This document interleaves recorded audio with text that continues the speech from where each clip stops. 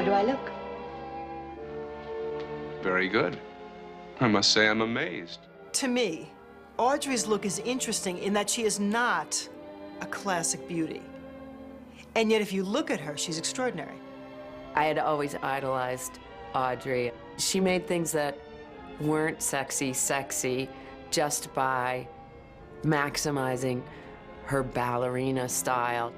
Audrey became very aware of what her type of body needed. She was, believe it or not, extremely modest, and she didn't think that she was shaped very well.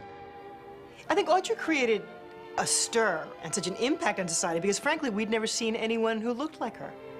She was a gamine, she was a little bit boyish, but she was feminine. And prior to that, in terms of what was acceptable in terms of Hollywood starlets, was this very blousy, obvious Jane Mansfield, Marilyn Monroe, big skirts, big hair, big chests.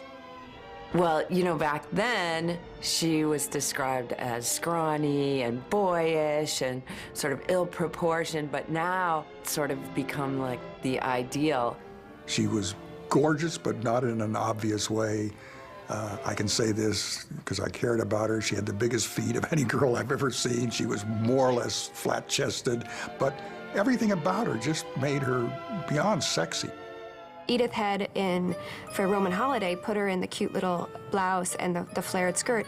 Well, she threw on the little scarf and the belt, so she was really good at accessorizing. Audrey had a great eye, and she knew what was going on in Paris and the French couturier, and she discovered a young designer who was not quite that well known yet, Hubert de Givenchy. When he first met her, he thought he was meeting Katharine Hepburn. And so when she walked in, she was picking a couple dresses for her role in Sabrina, and he was like, "I don't have time to meet with you, mademoiselle." And she begged him, she said, "Just let me go look and see what was in the racks from the last season." And she picked out 3 pieces. And those 3 pieces she wore in Sabrina, and they became iconographic. And from then on, she and Givenchy worked together for the rest of her life. He had, prior to having met her, really been designing for her silhouette, the gazelle-like creatures that the ideal model is.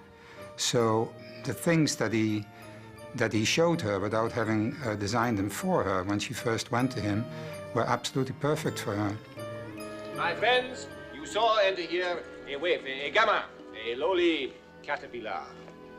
We open the cocoon, but it is not a butterfly that emerges. It's not? It is a bird of paradise. Lights!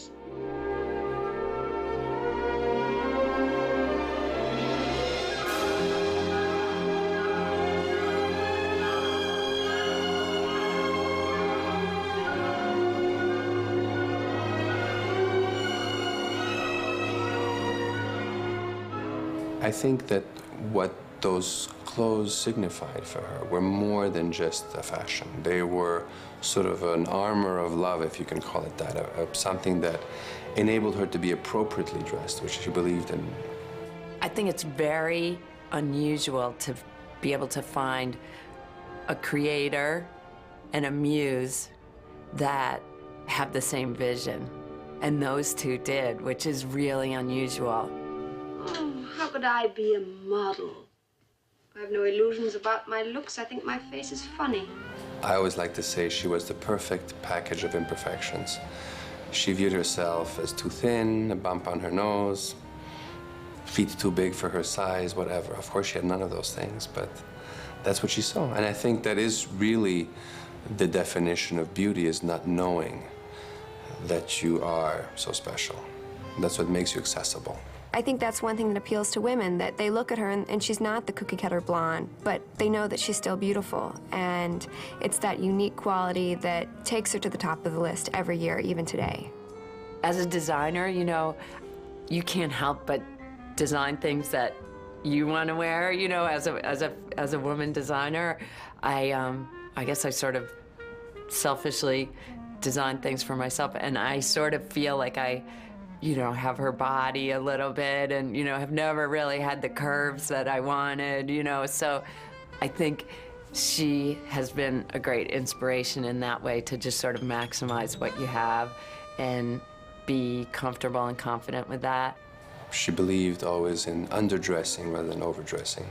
She always used to say to us, Better be the only one in a blazer at a black tie event than the only one in a black tie, you know, at a casual event.